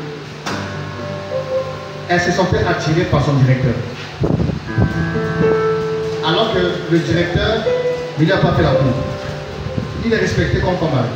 Mais elle-même, elle se sentait attirée par son directeur. Je dis, mais c'est pas normal. Je suis marié. Mais pourquoi je dois encore être attiré par un homme qui est aussi marié? Il dit, non, c'est pas normal. Elle a lutté, elle a rejeté ça. Elle me dit qu'elle se sentait fragile devant cet homme. Elle se disait que si cet homme osait s'approcher d'elle, est-ce qu'elle aura la force de dire non? Tellement qu'en elle-même, elle se déjà fragile. Elle est venue me voir, elle dit, prie pour moi. On a prié. Les jours qu'on a prié, c'est parti. Est-ce que tu vois? C'est parti. Donc, il ne suffit pas d'avoir des sentiments pour dire que c'est bon. Non, non. Il faut éprouver ça, la source. Parce qu'il y a des sentiments qui sont alimentés par la convoitise, qui sont alimentés par la dette morale, d'accord? La dette morale, qui sont alimentés par la proximité.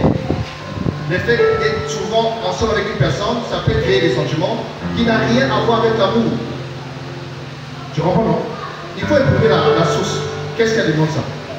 Est-ce que c'est un trait de caractère que tu apprécies la personne? Ah, il est beau. des mails. Et ça révèle une chose. Ou encore le fait de passer plus de temps avec la personne, ça peut créer quelque chose. Ou la personne est tellement généreuse qu'elle t'aide, qu'elle a beaucoup d'aider, et cette générosité peut susciter des sentiments. Mais parfois, qui n'a rien à voir avec eux. À Brandry, je me souviens, on était obligé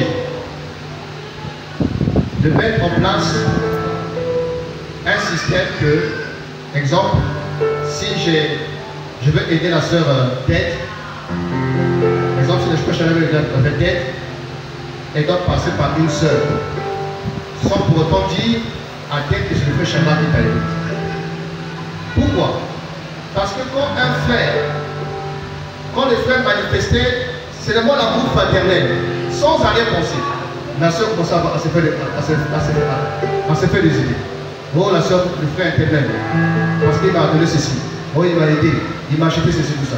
Alors que le geste que le frère a fait n'a rien à voir avec que je t'aime.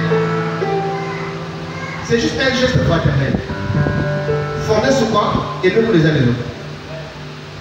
Le concept que, ah tiens, mais la soldat avec laquelle va à l'école, elle n'est pas bon. Ah, ma soeur, écoute, elle peut acheter une soldat. Elle prend ça comme un message que le frère s'intéresse à nous. Et il commence à faire des idées, à faire des visions. Il se voit en robe de mariage avec le chakra, il dit oh, il n'est pas là, tout ça.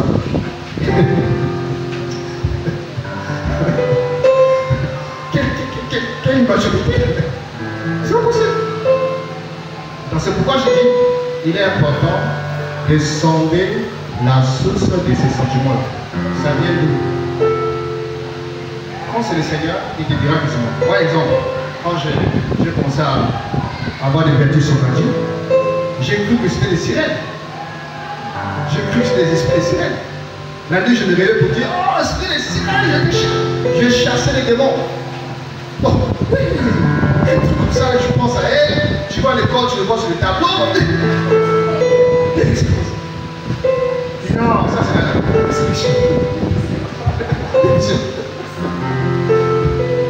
je chassais les démons, au nom de Jésus. Je me disais, hey, arrête-moi ça, c'est moi qui suis devant. Ah, non, c'est elle. Donc il y a des choses dont le Seigneur peut être l'auteur.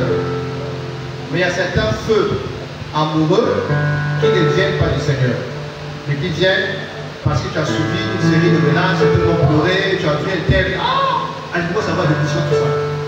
Et après, je regarde le frère un tel, tu te vois dans le frère un tel dans le menace. Oui, et tu te dis, c'est vrai? Oh, c'est faux ce que je dis. Oui? Ah oui? Il y a des sentiments qui sont alimentés par des séries. Amen. Ah oui. C'est pas ça vrai. Par des séries télévisées. Tellement suivi ça toute la journée et puis tu commences à avoir des visions. 3e ciel, 7e ciel, 8e ciel et puis voilà. Non, j'ai vu maintenant j'ai vu du ciel avec une annonce qui prie, qui m'a dit ma fille, on va te dire que ton mari c'est tel. C'est pas le Seigneur. C'est la convoitise. C'est la convoitise. Donc il faut toujours éprouver tout dans la présence de Dieu. Tout ce qui ne vient pas du Seigneur meurt dans sa présence. Tout ce que le Seigneur n'a pas initié va dans sa présence, va mourir. Mais tout ce que le Seigneur a initié, ça vit dans sa présence. Comprends? Donc, on n'a pas la question, comment faire pour empêcher, on ne peut pas poser. C'est pas comme ça dit. Ne te laisse pas faire. Ne te laisse pas dominer. Ne sois pas un imprudent. Ne sois pas un inconscient et considère le monde en toi. Ça va? Question encore? Et encore? Question? Frère, mes frères, je dis. Oh Seigneur. Ma question, Seigneur. C'est par rapport au mode d'emploi. Oui. Comment se rassurer qu'on a bien compris le mode d'emploi? Parce qu'il y a certains qui agissent en se disant faire selon le mode d'emploi leur compréhension à eux. Oui. Et donc pour nous, enfants de Dieu, comment se rassurer qu'on agit exactement selon le mode d'emploi? Très bien, bonne question. Alors, il faut se rassurer qu'on a suivi un enseignement complet concernant le mariage, concernant la sexualité, concernant les choix du conjoint, concernant les fiançailles. C'est-à-dire qu'il faut, quand tu poses une question, que tu aies une réponse en harmonie avec la parole de Dieu. C'est en cela qu'on peut se rassurer qu'on a bien compris le mode d'emploi.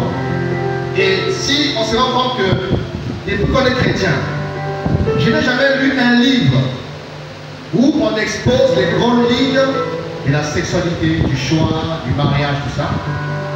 Je n'ai jamais suivi un enseignement essentiel, complet, où le plan de Dieu pour la famille a été exposé. Alors, j'ai intérêt à compléter ces vies. J'ai intérêt à compléter ces vies en faisant quoi? Mais rapprochez-vous. Rapprochez-vous des aînés, rapprochez-vous des mariés, d'accord? Les gens qui sont mariés, les sœurs, pour aller voir les sœurs, les frères, pour aller voir les frères mariés, vous voyez ça? Ou encore, il y a des livres, hein? Des livres aussi qui peuvent nous aider aussi. Au centre public, il y a beaucoup de livres qui parlent du mariage. Beaucoup de livres qui parlent du mariage, dans lesquels on peut trouver beaucoup des orientations qui peuvent nous aider à être influencés par la parole de Dieu, par le mode d'emploi. Et aujourd'hui, par exemple, quand on sur Internet, on peut constater qu'il y a tellement de choses qui sont prêchées, qui sont enseignées. Exemple, il y a un certain pédagogue qu'on appelle Gédéon de la Tchétchouva. Qui les connaît? Voilà, la Tchétchouva. Et ce type dit quoi par rapport au mariage? Sa vision, lui, c'est que avant de poser une femme, il faut d'abord la goûter. Hein? Il faut d'abord la connaître. Donc si tu trouves que c'est pas bon, tu laisses. Tu vas ailleurs pour aller chercher là où tu trouves le sel et le sucre. Après tu l'épouses. Donc est-ce que ça c'est la parole de Dieu? Non. Est-ce vrai? Donc si tu ne maîtrises pas les modes d'emploi, comme a dit le frère, tu vas dire bon, d'accord, oh là là, donc tika fiant, Congo Baleke. Je vais commencer par ici là, Congo Baleke, et là tika fiant, là-bas. Je commence à voir là-bas, je vais m'approcher, s'il n'y a pas le sel, je vais là-bas. Oui, mais ça c'est démonial, c'est honteux, c'est des choses qu'on ne peut pas dire. Les faits de la femme comme une marchandise qu'on va d'avoir goûté sur le sel, voilà. Ça c'est diabolique, c'est pas l'évangile. Donc c'est pourquoi, quand vous êtes confronté à des enseignements de prédication qui vous trouvent, allez voir les enseignants, allez voir les pasteurs, allez voir les responsables, afin qu'on vous donne, voilà, les bases bibliques concernant le mode d'emploi, parce que beaucoup de choses se disent aujourd'hui. Le plan de Dieu pour le mariage est perverti. Le plan de Dieu pour la sexualité est perverti. Le plan de Dieu pour la vie des familles est perverti. C'est le choix. Voilà. Beaucoup de choses se disent. Donc c'est important que vous puissiez vous rassurer que ce que j'ai comme connaissance, c'est ce que dit la parole de Dieu. Amen. Amen. Amen. C'est un peu comme a dit Jésus. Soit on bâtit sur les sables, soit on bâtit sur les rocs. Celui qui écoute ma parole et qui la met en pratique est un homme sage qui a bâti sur les rocs. Mais celui qui écoute la parole et qui ne la pratique pas, c'est un homme insensé qui a bâti sur le sable. Donc il faut bâtir sur les rocs de la parole de Dieu. Amen. Gloire au Seigneur. Question? Une question. Oui. Quel conseil vous donneriez à un jeune qui veut vraiment plaire au Seigneur par rapport à ce que vous avez écouté? Un jeune qui voudrait plaire au Seigneur, c'est-à-dire faire des choses selon le plan de Yahweh. Oui. Quel des conseils vous donnez à ce jeune?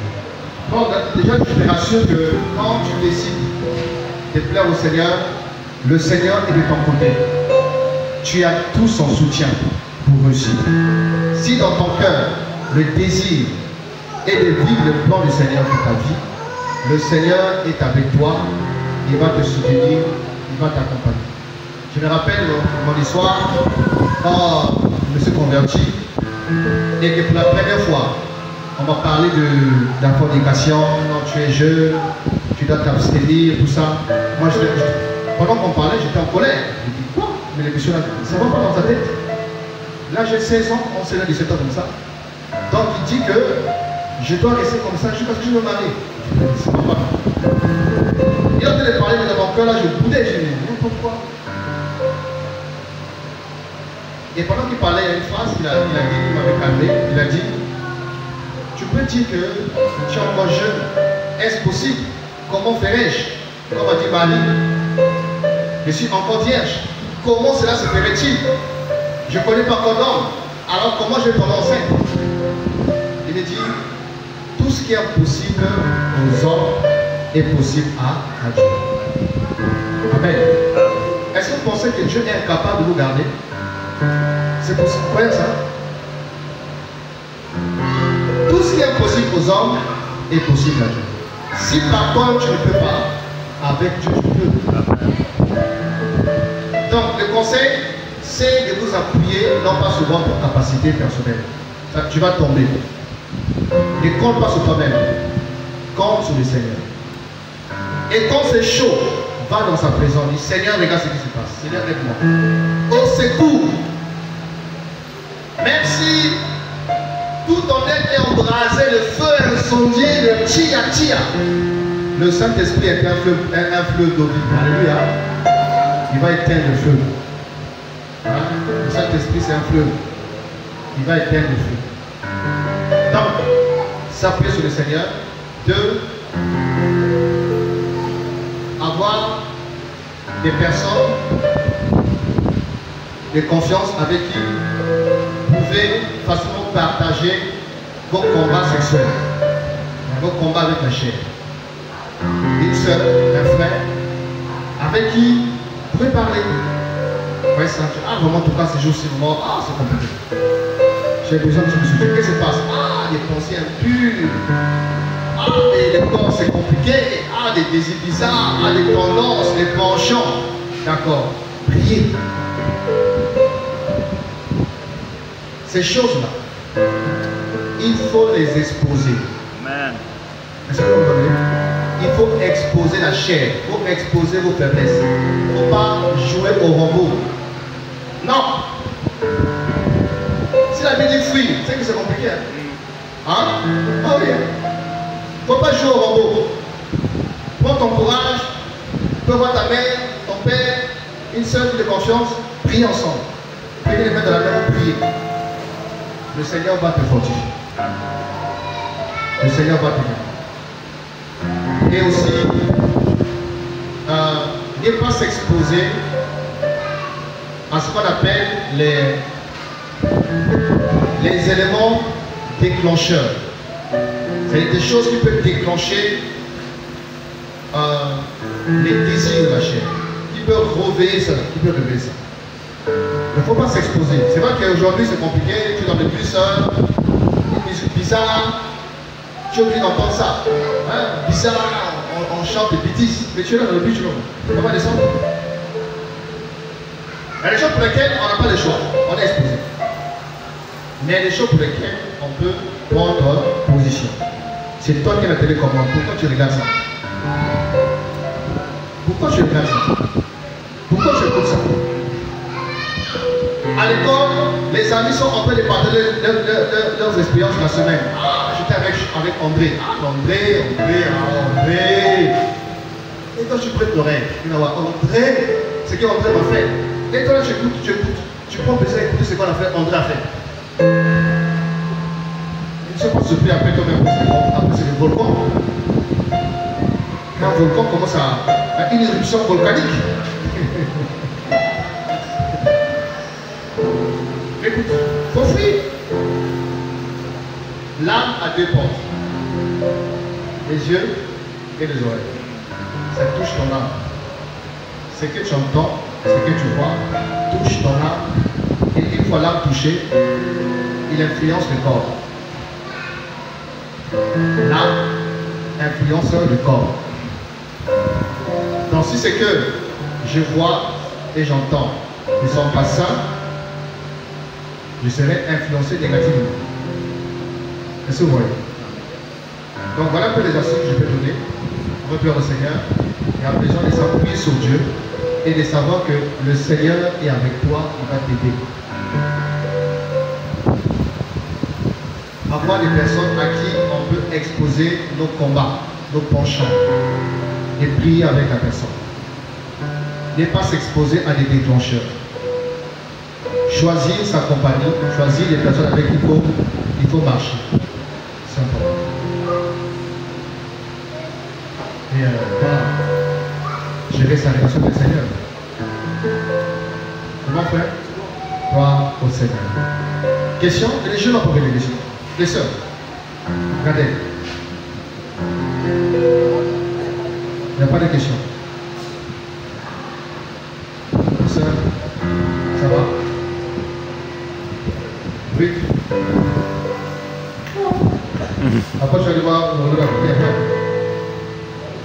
Miguel, Louis, pas de question. Là, ça ne peut pas nous parler, hein? C'est le pasteur qui parle. Hein? Donc, on ne peut pas.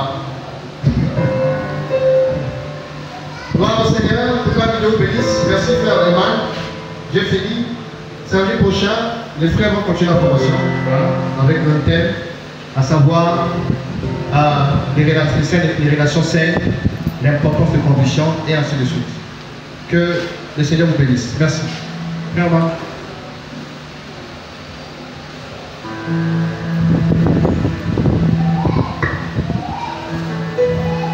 Encore merci.